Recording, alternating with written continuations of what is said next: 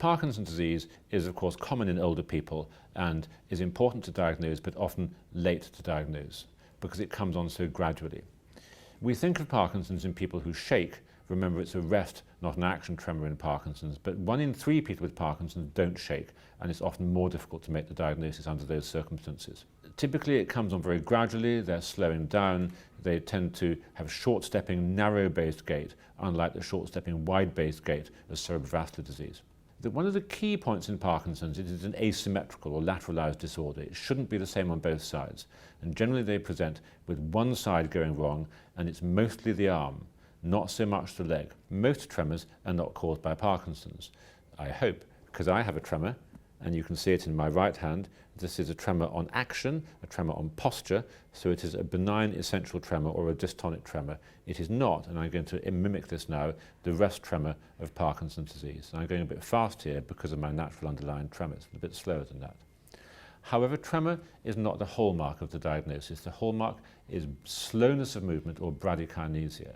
What is bradykinesia? It's the sort of slowness you get in Parkinson's, so it's a circular description.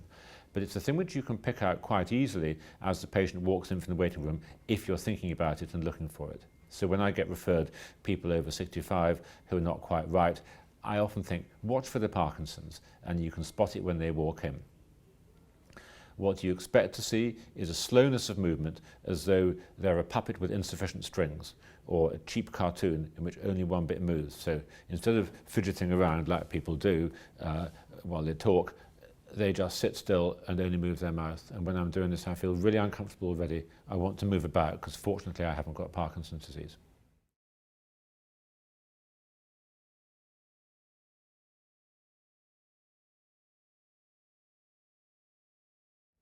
What else do you expect to find?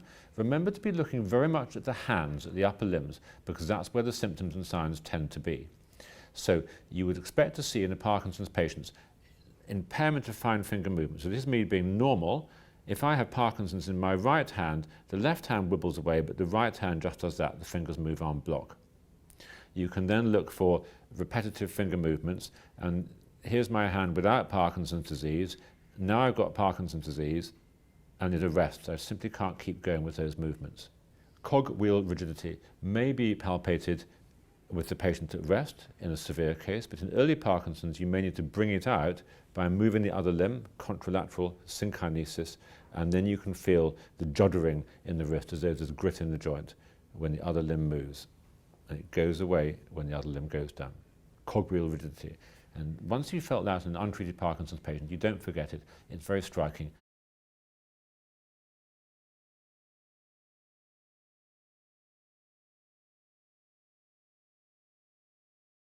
And that's the diagnosis, unless they have physical signs that don't go with Parkinson's, such as dementia, falls, pyramidal signs like brisk reflexes or extensor plantars, or ataxia, cerebellar signs, including abnormal eye movements. There should be no ataxia, no cerebellar signs. There should be no pyramidal signs. The private parts, including sexual function, should work at least a little tiny bit, and there should be no memory loss, at least in the majority of patients.